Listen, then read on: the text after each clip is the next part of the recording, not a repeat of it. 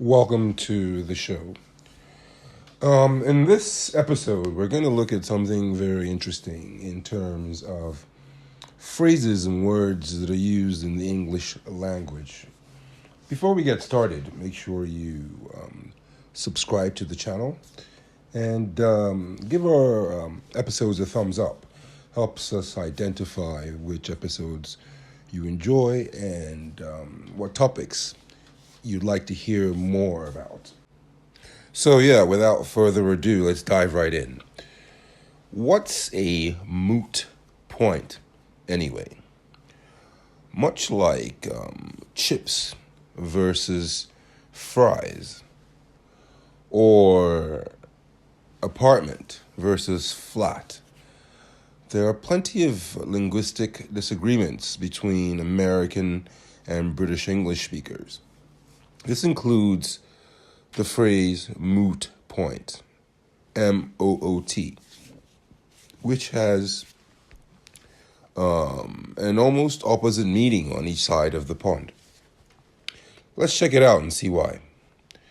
If you ask an American to define a moot point, they'd likely say it refers to an irrelevant issue, unworthy of further discussion. But most British people would claim the opposite, that moot points are worth debating further. Why is that the case? So to understand how such an unusual distinction emerged, let's take a closer look at the term's Old English origins.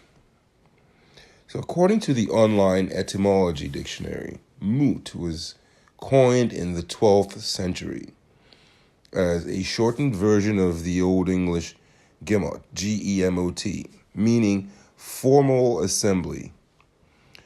These gemot were meetings of groups of freemen gathering to debate issues of a legislative or judicial nature.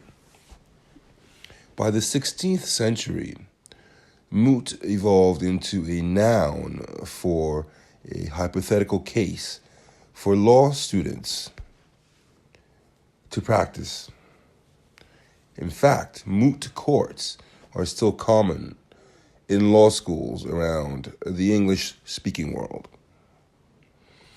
In time, moot developed a wider use in the general lexicon, rather. So British English speakers began using moot point to describe any uncertain issue worth debating, formal legal issues or otherwise.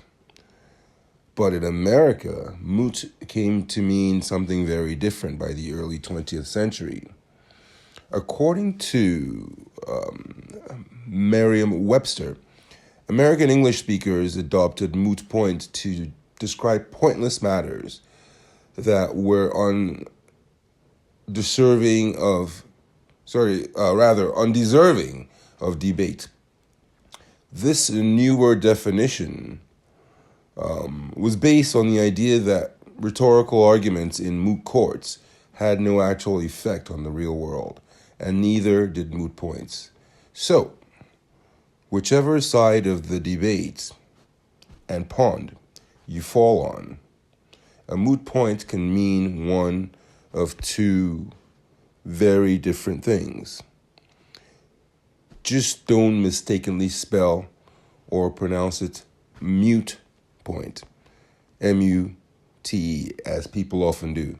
It's not a mute point, it's a moot point. That brings us to the end of this episode. I hope we've all learned something new. As always, head over to buymeacoffee.com/SamsonKing to support the channel. Hit the subscribe, give us a like, and as always, thanks for stopping by, and we'll see you next time.